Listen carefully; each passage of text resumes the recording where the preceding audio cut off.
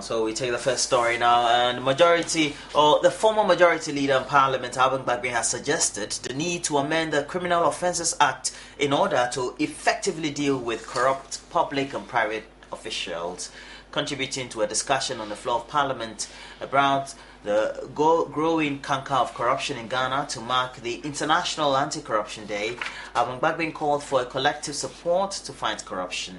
He also pointed out that if the necessary amendment was not made to the law, it amounts to an abuse of public trust. Another former majority leader, Papo Swankoma, also blamed the upsurge in corrupt practices to the lack of enforcement of laws in the country. An Accra Circuit Court has ordered the arrest of Haman Matmontia, the winner of 2006 Miss Malaika Beauty Pageant, for failing to appear before it. Miss Montia, who is also a businesswoman, has been charged with stealing. She has been accused of stealing unregistered Toyota Highlander 2008 model belonging to one Vesta Vesinken, a Finnish national. When the matter was called, Ms. Montia was not in court. An Assistant Superintendent of Police, ASPCK Ablamdamara, prayed the court for a bench warrant to arrest Ms. Montia.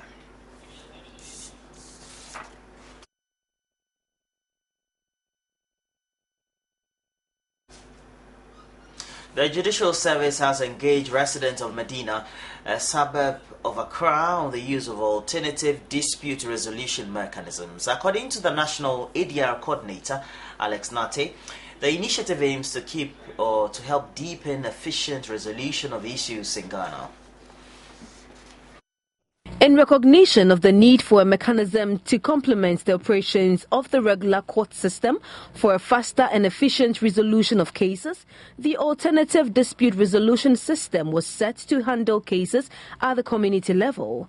It has since been extended to 47 district and circuit courts across the country, with at least 3 mediators assigned to each of the courts.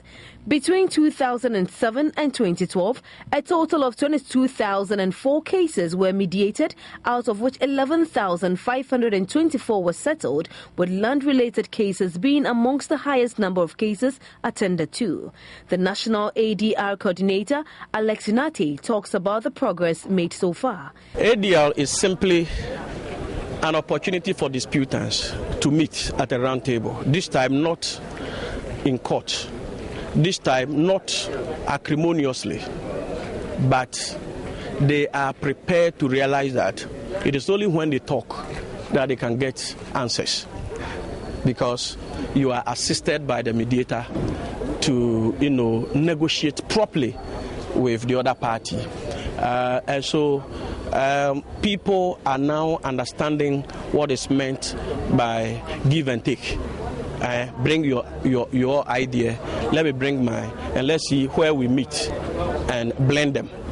He also explained the process in ADR and the kinds of cases that are handled. When you go to court and your case is referred to ADR, it's not as if the judge is not interested. That's why the case is referred to ADR. But the judge is saying that the time in which we come to court and spend 10 years pursuing one case is over. And so go to ADL and have your case resolved overnight. The matrimonial causes, that is marriage, family, commercial cases, debt collection and all that. All these cases, child maintenance, all these cases have, been dealt with by ADL over the years. The law does not allow ADL to resolve murder cases, rape cases, defilement, armed robbery, and even assault that is aggravated in nature. He further urged the public to patronize the ADR concept as the Judicial Services marks ADR Week celebrations. The Commission for Human Rights and Administrative Justice says it is unable to effectively carry out its work because of the lack of funds. Commissioner Vivian Lamte, who was speaking to Joy News at the commemoration of International Anti-Corruption Day, explained the constraint, it also hampering its ability to complete some of its investigations. Allegations about the Savannah Accelerated Development Agency and JIDA are some of the topical issues which SRAJ is having to investigate. The commissioner could, however, not give any definite findings or timelines for the completion of SRAJ's work. We cannot give a date or time. We are certainly hampered by resources to complete our investigations, but it's ongoing in spite of the challenges. So to give a time, no. Even though Ghana performed slightly better on the Corruption Perception Index, SRAJ believes a lot more could be done if they were provided with enough resources. We don't feel we're fighting a losing battle. We feel we're making slow progress, and that if the challenges are dealt with, we could make more progress. And we do feel that the cynicism that has been talked about at length, that if Ghanaian citizens also stepped up in terms of reporting and bringing these things to light, but really the National Anti-Corruption Action Plan has got to be rolled out, as Parliament has assured us that before the end of the year they will adopt it, or they're seeing what form it will take. With that, I think that we feel that next year will be a corruption fighting year. Executive Director of the Economic and Organized Crime Office, Mote Akpaji, also called for more scrutiny of private individuals, as many of them appear to have largely escaped the prying eyes of the media.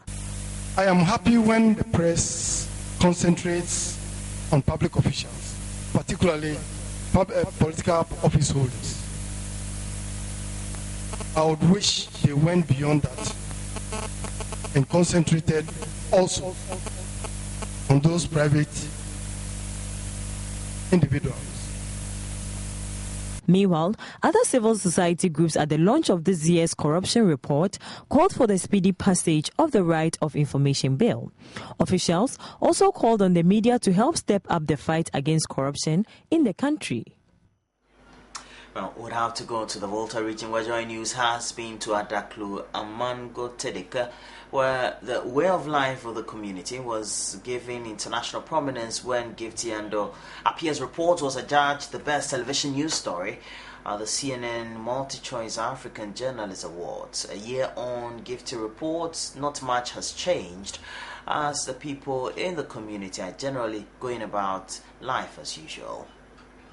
In our previous report, Adaklu Mango Tideke lacked a number of amenities, potable water and health center being just two, but was also plagued with high school dropout rates, teenage pregnancy, and had to contend with an extremely inconvenient place of convenience. School dropouts such as Bless, whose father says has since left the town to work as a bus conductor in Accra, sees the opportunity as a dream come true because he may graduate into a driver someday. For his father, it comes as a great relief that his son would no longer be dependent on him. These two girls, who also dropped out of JHS after they became pregnant, are gradually losing the enthusiasm to go back to school. There are those also in school alright, who in the next few years may sit the final exams with their counterparts in better endowed schools in the major towns and cities, except there's not been much improvement in their ability to express themselves in English, which is the language of instruction. What can she tell us about what she learned in school today? She said,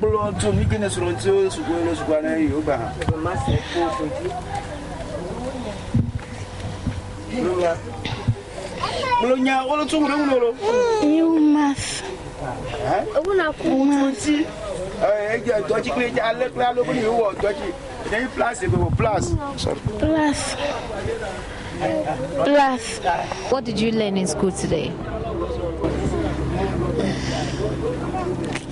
My school is Akwete Primary School. Adaklu Anyimbe. You went to school today? Yes. What did the teacher say today? My teacher's name is Chief of the town, Togbegbu, talks about a short-term arrangement between the PTA and the school authorities for extra classes to be organized for the children. But are there any concrete plans to significantly improve the situation? Michael Ajaho is District Chief Executive of the Agotime-Ziofi District Assembly. Did you ask them in English? Did you test them? Have you tested them in English? I tested them in English. You tested them in English. You could have allowed me to be there with you. That problem is even in Accra. We've gone to one community, and that one single person is not able to speak fluently, and you are judging all at the same. We'll make sure that the circuit supervisors, the district director of education, are brought in for the remedy to be made. After their toilet caved in, the residents simply dug another pit nearby. It is just 6 months old, and as you can see, it's already full. This is the new toilet that the people of Adaklu and Mangotideke have constructed for themselves. Michael Ajaho says the district can and will only come in to assist with the KVIP if the people begin with the foundation. That is the policy of the assembly. If you dig a pit, how can assembly use cement in the pit latrine? The community has a borehole donated by an NGO, which the DCE is proud to claim as his achievement, except it does not flow. Potable water is, however, not a problem in the DCE's bungalow, a few meters from Mangotideke. A borehole was provided to them By an NGO? By an NGO. Through my efforts, what we got to know was that the water surface is not sufficient for water to come up there. So our aim is to give them another borehole. We will do that next year. The absence of a health post is admittedly not much of a threat, as there are health facilities in towns not too far away and connected by good roads.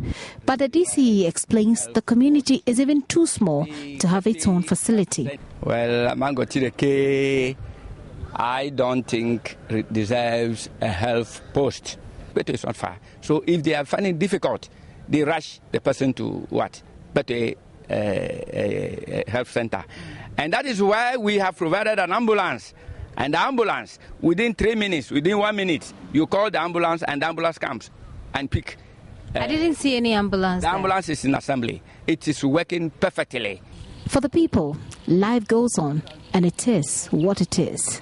Like any other community, the people of Mangotideke have hopes, high hopes and aspirations. At least if the life of all these children here are transformed somehow, it will add up to a bigger national development agenda. Political messages have reached them, so have other sales messages. It is only instructive that development reaches them. Kifti Andopia, Joy News, and Mangotideke. The Ghana cedi has near the 20% depreciation against the US dollar. That's according to EcoBank research tracking of 22 currencies on the African continent. This is against the 9% depreciation of the local currency against the American currency on the interbank market. The local currency lost 0.5% value against the US dollars last week, making it one of the worst currencies on the continent this year, despite foreign exchange inflows arising from the recent 7-year bond. Sustained investors' concern on the short-term outlook continues to adversely affect the cedi performance. Head of research at Databank Group, Samson Akigo, has therefore called for stringent reforms to avoid the perennial sharp depreciation of the Ghana cedi.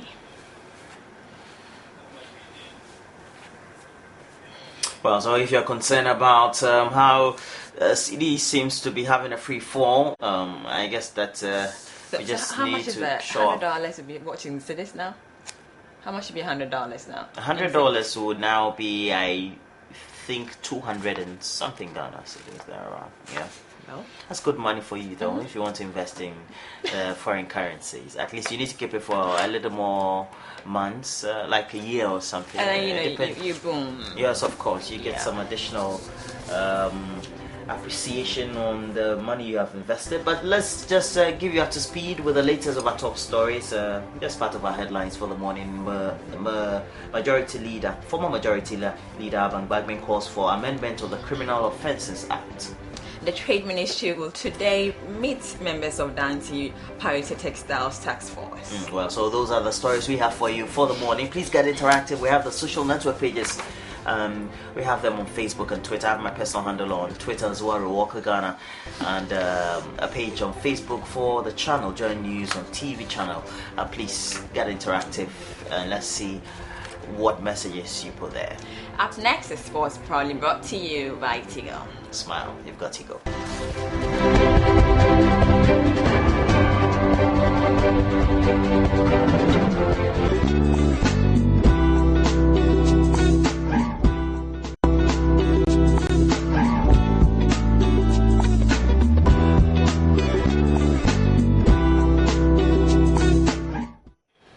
So we now know that Ghana is in a group with Portugal, Germany, and also the United States of America, and this will be the third time running in a World Cup scenario that the Black Stars will be playing the United States counterpart. But after that very draw, the team has been speaking to some coaches not only in Africa but also in Europe. Es sind natürlich, glaube ich, heutzutage alles Gegner mit einer unheimlich hohen Qualität. Ich glaube, das ist viel anders geworden als vor 8 oder vor 12 Jahren. USA hat sich unglaublich weiterentwickelt. Portugal ist eine Mannschaft mit großer Klasse und Ghana, die hatten wir schon 2010 und hatten auch viel Mühe mit Ghana. Also von daher werden wir alles irgendwie in die Waagschale werfen müssen, um in dieser Gruppe weiterzukommen. Das kann ich so nicht sagen. Ich vergleiche auch nicht. Ich schaue jetzt auf uns, wo wir spielen, ich sehe unsere Gegner und muss das jetzt die nächsten Tage auch mal so ein bisschen einordnen und dann, aber jetzt können wir weiterarbeiten, jetzt hat die WM ein Gesicht für uns und jetzt wissen wir, was wir zu tun haben. Ja, in diesem Falle hätte ich das natürlich auch, sagen wir es mal, gerne vermieden. Der Jürgen und wir haben lange super zusammengearbeitet. Ich glaube, er kennt natürlich auch die deutsche Mentalität und die deutsche Nationalmannschaft, das deutsche Leben, natürlich auch aus dem FF. Er hat hier Großes bewegt in Deutschland. Das gibt natürlich in Deutschland auch medial wahrscheinlich so ein bisschen ein Spektakel, aber letztendlich müssen wir uns... So Joachim Low, the coach of Germany, reacting to the World Cup draw, of course speaking German. We'll have to bring you the translation later. But here in Ghana, known journalist and sports commentator Christopher Opoku has been reacting to the draw in which Ghana is placed in the group with Portugal, the United States and Germany. Going to be one of the most physical encounters we're going to encounter. For me, I think it's probably going to be the toughest of the three. I mean, people would argue and say, why are you saying USA is tougher than? It will be tough because they know us like the back of their hands. They've met us twice and we've beaten them twice. They want revenge. It's going to make things even more difficult for us. But that is the game we need to win. If we drop points in that game, we should forget about it. I'm saying that we will have to look at our realistic targets. At least if we can beat the US and then, like Chris said, a draw against Germany, fine, then we'll have to see how we'll do with Ronaldo and his team. And I believe we can. My only fear with the Portuguese side is that if we meet them, they will need to have intelligent defenders on that day. And unfortunately for us, we don't have a world-class defender now in our team. Unlike those days when we went with John, they were not world class, but at least they were good.